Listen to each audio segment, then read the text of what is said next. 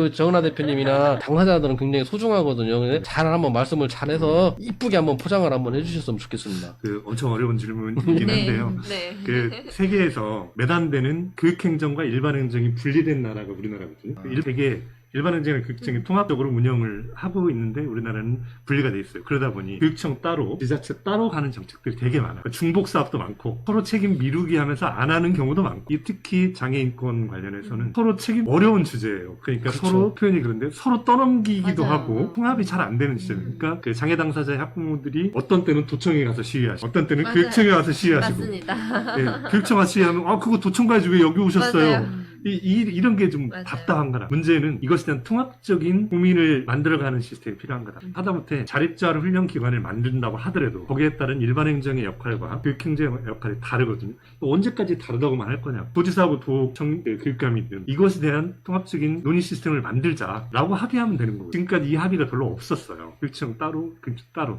그러다 보니 당사자들만 속이 타는 거죠. 이 시스템을 만들어 가는 거가 1순위여야 되고, 그리고 두 번째는 큰 철학이 당사자 장애인들에 대한 인식 개선을 하든 감수성 높이는 교육을 하든 그것과 별개로 최종 목적은 이 아이들이 사회 경험으로서 같이 어울려 살아갈 수 있는 맞아요. 자립자활 할 수 있는 토대를 만드는 거. 이게 이제 최종 목표인 거고, 그것을 위한 시스템으로서 자립자활 훈련기관을 만들든 교육을 어떻게 할 것이든 사회적 기업과 어떻게 매칭할 것인지, 그거는 기술적인 문제 때문에 일단은 크게 일반행정과 교육청을 통합하는 형태의 구조를 만들어가서 논의 구조를 형성하는 것. 이것이 가장 시급한 선결 과제일 것이다. 디테일하게 중증장애인의 고용률을 얼마나 높여야 되죠? 뭐 이런 것은 그 논의 속에서 충분히 해결될 수 있는 문제라고 생각하는 거죠. 그렇죠. 아니, 문제가 무엇인지를 논의도조차도 안 해보고 너 잘했네 내가 못했네 이렇게 핑퐁만 치면은 네, 그렇죠. 그 사이에 껴있는 약자들은 당할 수밖에 없어요. 저희 이제 짧은 소견으로는 그렇게 지금 받아들여지거든요. 그렇다면 금방 말씀 주신 것처럼 그러한 협의 공동체만 준비가 된다면은 약자들을 챙길 수 있는 기회도 더 많은 거고. 근데 사회적 약자라고 해서 뭐 우리가 지금 등한시해야 될 상황이 어차피 대한민국 국민이고 사랑받기 위해서 태어난 사람들이잖아요. 그렇다면 사랑을 주면 된다는 논리거든요. 그래서 너무 뭐 정치적이든 뭐 법적으로든 이 사람들은 저는 그렇게 봐요. 논리와 법을 약간은 좀 제외를 시키면 되지 않느냐 생각이 들어요. 사람으로서 약자잖아요. 약자한테는 누군가가 강한 사람들이 약간의 혜택을 줄 수가 있는 거잖아요. 그렇다면은 꼭 그런 부분에 대해서만 왜 온전한 잣대를 대려고 하냐 이거죠.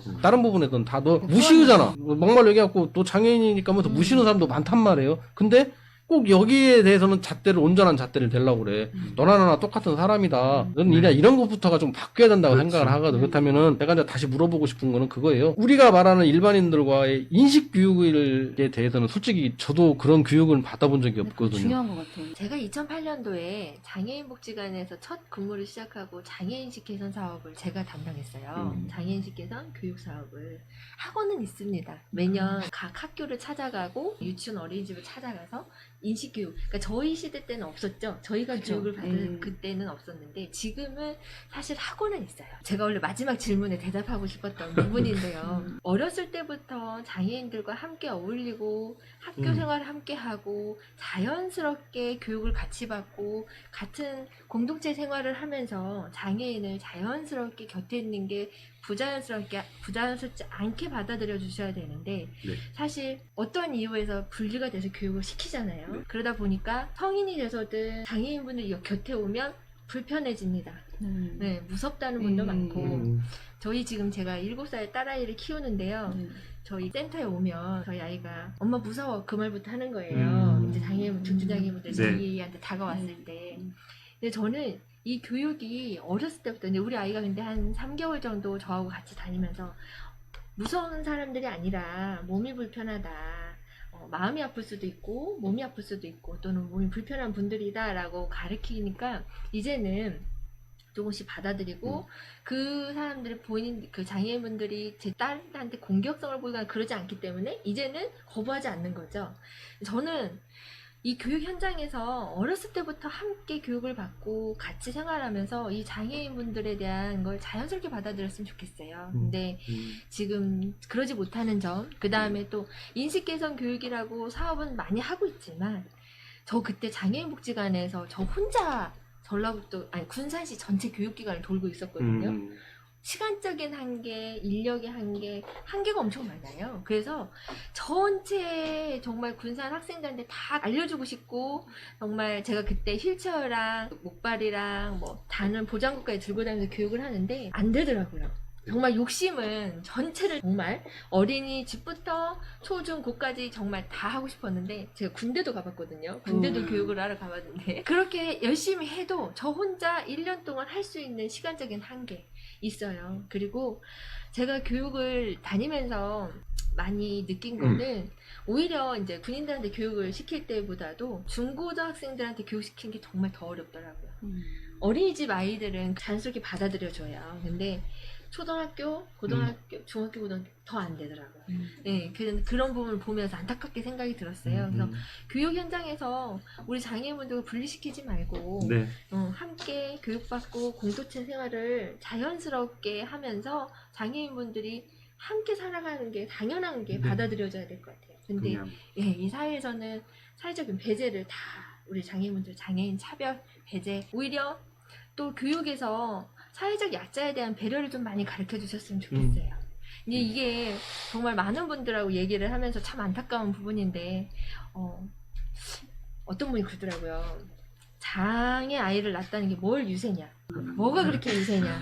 뭘 그렇게 요구를 많이 하냐? 막 이런 말을 들으면 정말 치명적인. 네, 제가 가슴이 좀 아파요. 그런 얘기 들었을 때. 그 아까 말씀하신 것처럼 그런 인식 교육을 네. 많이 하셨다고 했는데 네. 들어보니까 거의 기관 위주로 학교 위주로 그렇죠. 하신 것 같아요. 네, 네. 근데 중요한 거는 네. 정작 그 아이들을 키우는 중학부모거든요. 맞아요. 학부모에게 좀 많이 네. 빠진 것 같은데 맞아요. 제가 6, 7년 전에 어떤 그 군산대 그때 영재교원에서 그 학부모 봉사단이 있었어요. 그러니까 그때 제가 장애인 직접 체험을 그 학부모들이 한 적이 있었거든요. 그래서 실질적으로 눈을 가리고 막대기를 잡고 가보기도 하고 맞아요. 그리고 그들이 시각적으로 네. 안 보이는 친구들이어서 뭐 안경을 썼을 때 거꾸로 보이는 네, 거 맞아요. 그런 체험들을 네. 직접적으로 하니까 이 장애인 입장에서 내가 생각하니까 이 애로사항을 너무 알겠는 거예요. 네, 그래서 중요한 거는 그런 청소년들이나 청년들이 장애 어떤 인식 교육을 받아 한들 집에 가면 학부모에서 또 똑같이 원상태로 맞아요. 괜히 맞아요. 학부모 교육이 우선시 돼야겠다는 생각이 들어요. 네. 네. 이게 그 대화를 들어보면 아까 말씀하셨죠. 대표님 혼자 군산시를 전부 교육을 시키고 다니시고 막 그렇다고. 고급지고 좋아요. 네. 근데 저는 이제 어차피 교육 쪽에 저희가 대화를 하다 보니까 그렇다면은 우리 대표님 같은 선생님을 많이 양성하면 되잖아요. 그렇죠. 그럼요. 저는 이제 그것도 필요하고요. 이 분야의 전문가들을 활용해서 아이들을 가르치는 방식도 필요하고, 그 말씀 속의 핵심은 삶 속에서 가르치는 네. 거거든요. 네. 그렇죠. 예를 들면 해외에 저명한 석학을 모셔서 이런 사례가 있습니다. 석학 모셔서 한국 교육도 좀 돌아보고, 그다음에 그 우리나라에 있는 유명한 관광지도 보고 뭐 이렇게 등등 했었습니다. 그리고 마지막 인터뷰를 하는데 질문을 한국 어땠어요? 그랬더니 되게 좋고 사람들 친절하고 좋습니다. 근데 이상한 게 하나가 있습니다. 뭐예요? 그랬더니 거리에 장애인이 없어요. 즉 이 말에 나타나는 우리 교육에서 우리 그 장애 정책에서 주요한 우리 역사 속에서 분리 정책이었어요. 네.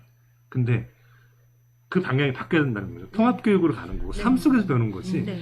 특별한 교사가 또는 그 특별한 감수성을 높은 담임 교사가 하는 것도 필요하지만 기장애와 장애가 어우러지면서 함께 어릴 때부터 같이 살아가는 네. 세상이어야 하는 거고 자연스러운 나하고 좀 다를 뿐인 거구나라고 느껴가는 그런 삶의 현장으로서의 교육이 자리 잡아야 하는 거지.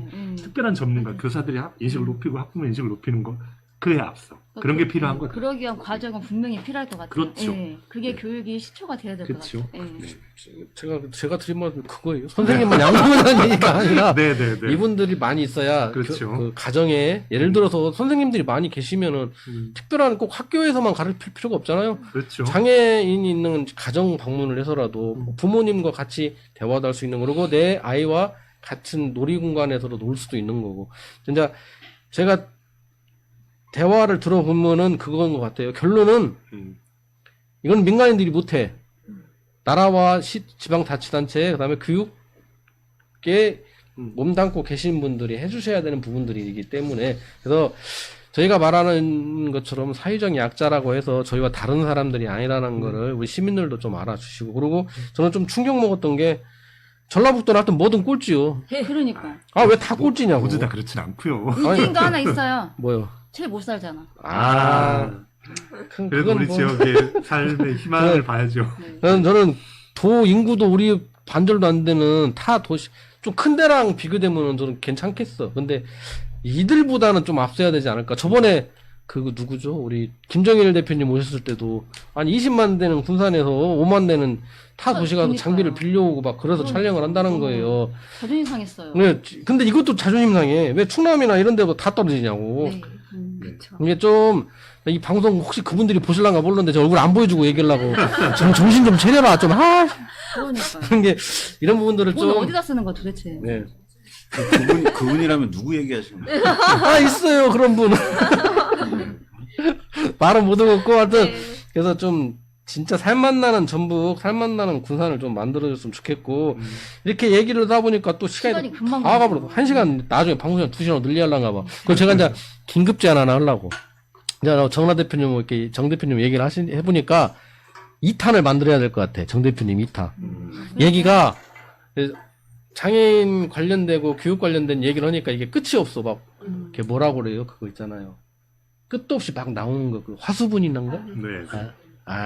역시 우리 국장님이 똑똑해. 하수분 같은 막 대화가 나오니까 저번에 김지연 리더님 한번 2탄 만들기로 했었잖아요. 네네네. 김지연 리더님 끝나고 다음 그 김지연님 방송 2탄을 정라 대표님 거 2탄 장애인 사회적 약자 그 대화를 방송 한번 더 했으면 어떨까? 어때요? 우리 같이 고민해보게요. 예, 네, 또 고민 준비가 한번 해서 되셨으니까요. 그때 네. 또 우리 오 국장님이 나오시던가 해가지고 네. 더 깊은 얘기 네. 이제 그런 쪽 한번 해봤으면 좋겠고요. 그래서 오늘 이제 방송 시간 다 됐어요. 네. 근데 방송 시간 다 됐는데 우리 교사모 방송 두서없는 방송이잖아요. 체계도 없고 다들 아마추어가 하다 그래도 할 보니까 말은 다 하잖아요. 네, 할 말은 그게 다 하고. 중요하지. 네. 그래서 여기 방송 출연하신 그 소감이 어떠신지 우리 이제 국장님부터 전북 미래교육연구소 대표로 오셨으니까 네. 저는 많이 대표님한테 배우기도 했고, 우리가 좀 교육 현장에 있는 한 사람으로서 노력해야겠다는 지점도 많이 배웠고, 마지막으로 꼭 하고 싶은 얘기는 사회적 약자에 대한 배려를 넘어서는 우리가 공동체가 살아가는 데서 필요한 우리의 책임인 거다. 이 사람들이 약자라고 배려해야 되는 시선이 아니고 우리가 같이 살아가는 책임을 지는 것이다라는, 그것이 공공성이고 우리 아이들에게 가르쳐줘야 될 가치이고, 그래야 우리 미래가 있는 거다라는 얘기를 하고 싶고요. 이런 부분에서 전북 미래교육연구소에서 좀 더 많은 정책도 좀 생산하고 교육 현장이 변화될 수 있도록 제언도 하고 실천 활동도 해나가겠습니다. 지켜봐 주십시오. 고맙습니다. 감사합니다. 네. 대표님도 제가 이렇게 이야기를 해볼 수 있는 자리가 있다라는 게 저는 오늘 너무 감사했어요. 저희 장애인분들의 친구들의 이야기, 저와 함께하는 우리 직원들의 이야기를 어디 가서도 할 곳이 없어요. 들어주는 곳도 없고, 심지어 저는 군산 시장님한테 쫓아가서 얘기도 해보고 정말 하는데 이야기할 수 있는 곳이 없습니다. 그리고 들어주는 곳이 없고요. 근데 정말 이런 이야기를 나눌 수 있는 시간을 마련해 주셔서 너무 감사했고요. 저는 이렇게 다들 고민하시는 분들이 계신다라는 게 정말 희망적인 것 같습니다. 예, 저희가 장애인분들, 저는 이제 제가 장애인 복지를 하다 보니까 저는 그 부분에 대한 고민만 많이 하고 있었는데, 제가 오늘 오정선 국장님 이야기 들으면서 더 많은 고민이 있겠구나, 정말. 그리고 분명히 이제 정책적으로나 많은 부분들이 어려움은 있어요. 어떤 제도화가 된다는 것도 어려움은 많이 있지만, 저희가 이런 생각을 갖고 모여서 이야기를 하고 이야기를 나누고 한다는 자체가 굉장히 우리 사회의 희망이지 않나 싶습니다. 감사합니다. 네. 많습니다. 마스크도 많이. 네. 마스크 많이 이용 부탁드리고요. 개인적으로 사려면 어떻게 되나요? 이제 전화 주시면 네네네. 453에 81 파라나 6하나로 전화 주시면 이제 453에 파라나 6하나. 네, 네, 개인 기억해 판매가 주시고요. 되도록 준비를 해놨습니다. 역시 감사합니다. 저희 방송은 저희 건 게 대놓고 는 거예요. 네.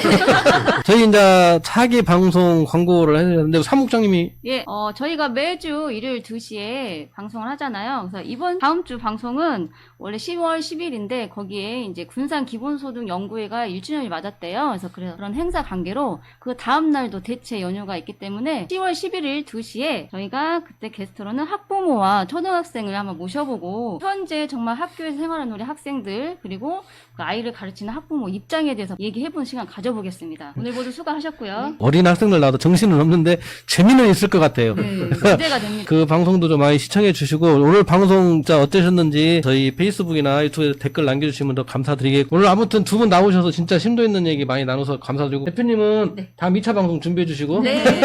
오늘 다들 고생 많으셨습니다. 감사합니다. 감사합니다. 감사합니다.